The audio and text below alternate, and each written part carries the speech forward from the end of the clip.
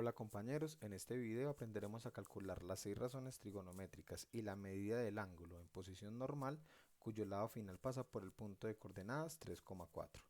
Empezamos por graficar el punto en el plano. Sabemos que el primer componente está en X, 3, el segundo componente está en Y, que es 4. El punto queda en esta posición.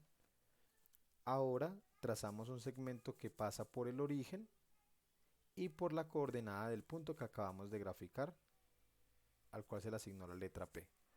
Ahora vamos a formar un triángulo con el eje X. Aquí aclaro, el triángulo siempre se debe formar con el eje X.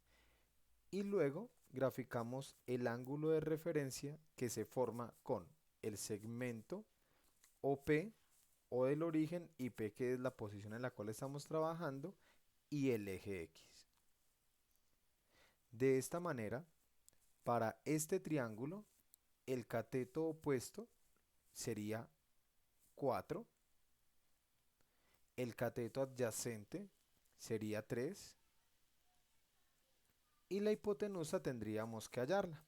Recordemos que el cateto opuesto siempre está asociado al eje Y y el cateto adyacente siempre está asociado al eje X. Entonces, para hallar la hipotenusa, deberíamos calcular la raíz cuadrada de la suma de los catetos al cuadrado, es decir, 3 al cuadrado y 4 al cuadrado.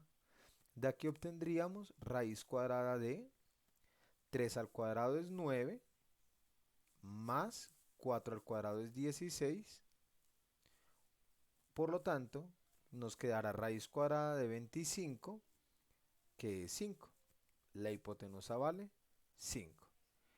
Y con esto, entonces pasamos a calcular cada una de las razones trigonométricas. El cateto opuesto es 4, la hipotenusa es 5.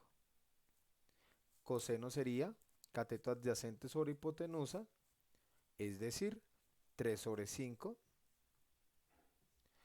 Tangente sería cateto opuesto 4 sobre cateto adyacente 3. Luego, cotangente sería cateto adyacente, que es 3, sobre el cateto opuesto, que es 4. Para terminar, secante y cosecante serían, secante es hipotenusa 5 sobre cateto adyacente, que es 3, y cosecante de teta, hipotenusa 5 sobre cateto opuesto, que es 3. Aquí vale la pena aclarar algo, y es que obtener las 6 razones trigonométricas fue muy simple porque ya teníamos acá señalados quién era el cateto opuesto, el adyacente y la hipotenusa. Para terminar, vamos a hallar la medida del ángulo en posición normal.